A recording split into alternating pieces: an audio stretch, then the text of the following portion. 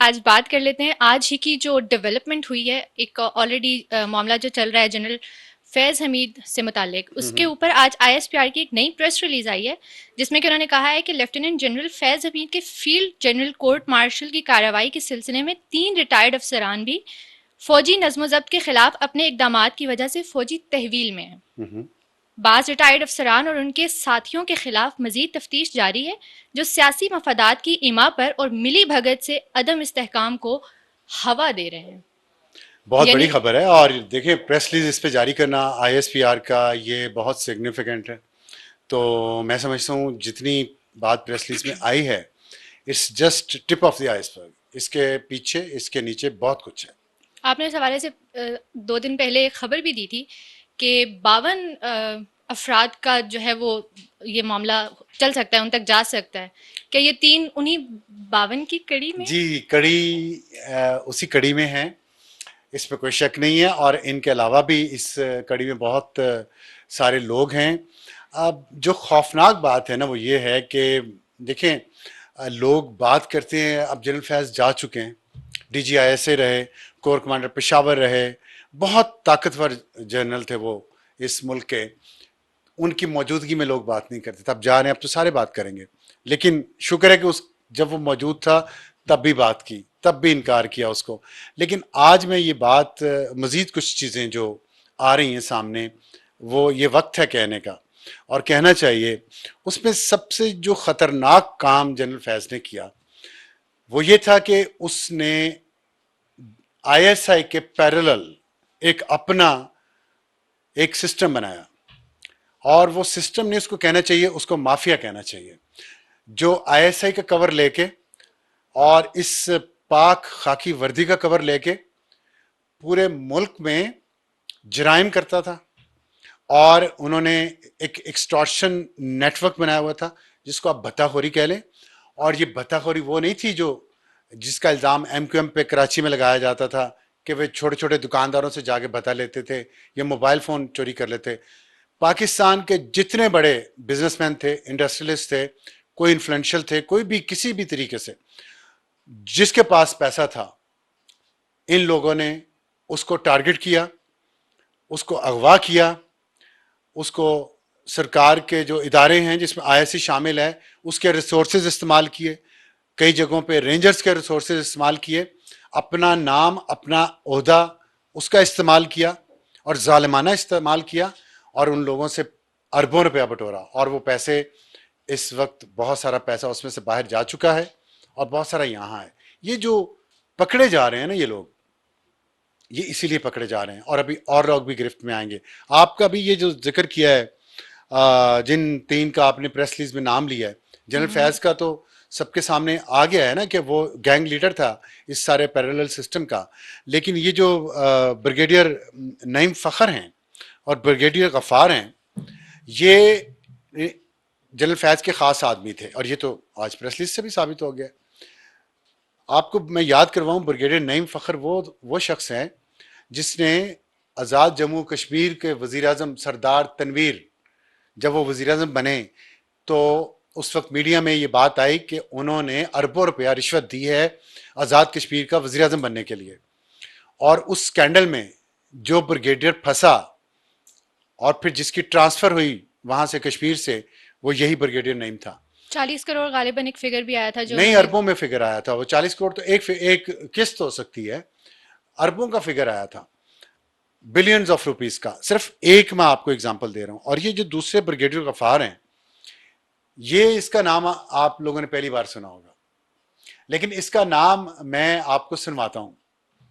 एक ऐसी कॉल में जो जनरल फैज ने मुझे की जब मैं चेयरमैन पैमरा था, हाँ।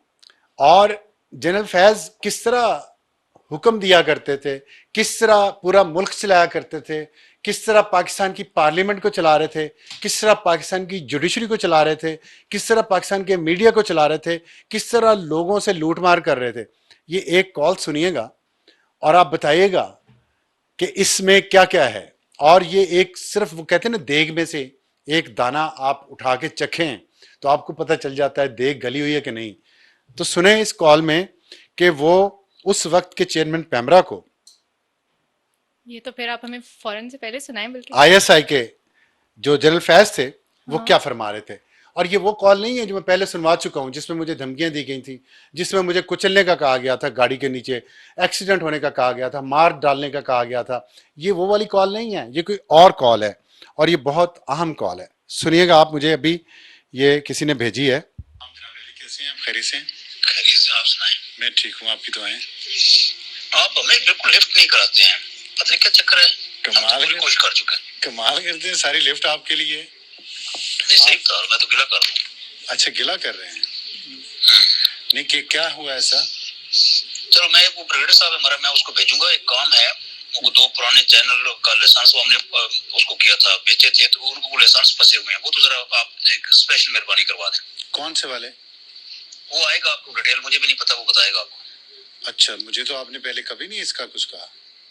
नहीं, हम और बहुत सारे कहते हैं ना, जब भी जाते हैं वो कहते हैं ये वो नहीं हमारी बात सुनते। मैंने कहा चलो मैं खुद दरख्वास्त कर लूं। वो आएंगे, ब्रिगेडियर गफार नाम है उनका। ठीक है, ठीक है, ओके ओके। सुना आपने?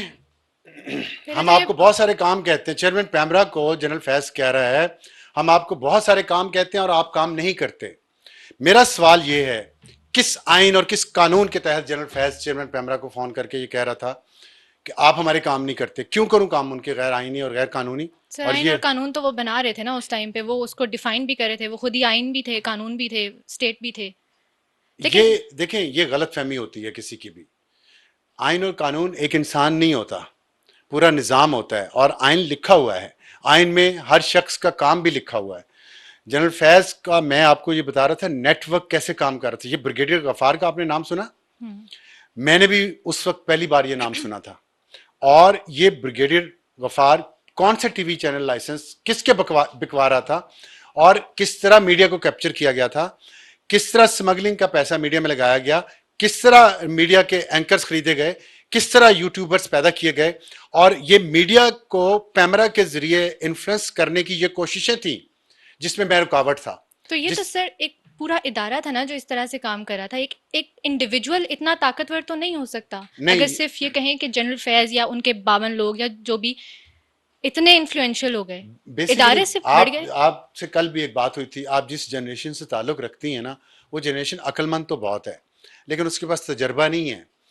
और मैं आपको अपने तजर्बे की बुनियाद पे ये बता रहा हूँ कि बहुत ताकतवर इदारा है अगर मुल्क के मफाद के लिए इस्तेमाल किया जाए।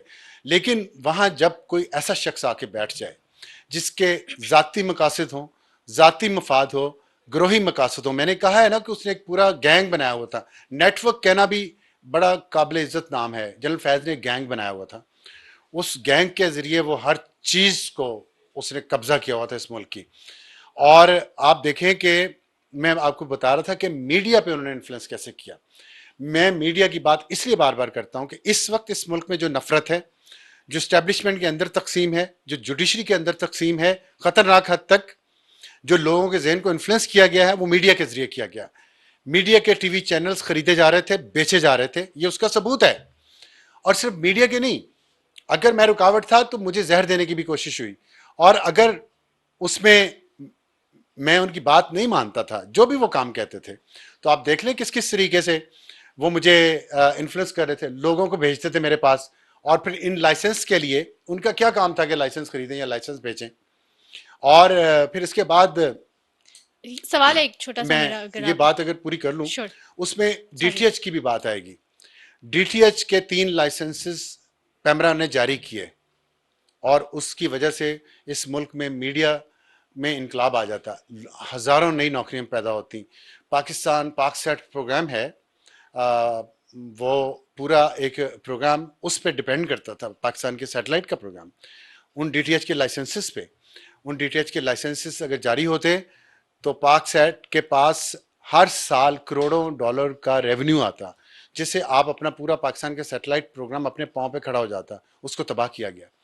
उन 2 लाइसेंसेस की सिक्योरिटी क्लियरेंस नहीं देगी, और उसमें से एक लाइसेंस की मालिक चाइनीज कंपनी थी, पार्टनरशिप में पाकिस्तानी कंपनी के साथ। और ये जानबूझ के किया गया चीन को नाराज करने के लिए, क्योंकि इसमें चीन को नाराज करना उस वक्त जरूरी था। उस वक्त सी पैक हो रहा था, और चीन की एक कंपनी पाकिस्तानी कंपनी के साथ मिलकर डीटीएच खरीदना चाह रही थी, और उन्होंने बिडिंग की और लाइसेंस उनको मिल भी गया, लेकिन उसकी सिक्योरिटी क्लियरेंस नहीं की गई। और ये मीडिया को इन्फ्लुएंस क्यों किया जा रहा था? ये ब्रिगेडियर गफ्फार कौन है? और ये चीज सोचे अरबाब इख्तियार कि इतना इन्फ्लुएंस जो किया जा रहा था, तो वो लाइसेंस मुझे निकाले जाने, ये कॉल मुझे निकाले जाने से कुछ दिन पहले की है। तो मेरे बाद जो लोग आए पैमरा को चलाने के लिए, उनसे क्या क्या काम करवाए गए? क्या वो भी शामिल तफ्तीश होंगे? क्या देखा जाएगा कि इस मुल्क के बच्चों के जहनों में जहर और नफरत कैसे घोली गई और उसके मकासद क्या थे? सिर्फ पैसा नहीं लूटा गया, सिर्फ पैसा नहीं लूटा गया, जहर भी भरा गया। और उसी बयानिए की वजह से आज हम इस दोराहे पे खड़े हैं जहां पे खड़े हैं।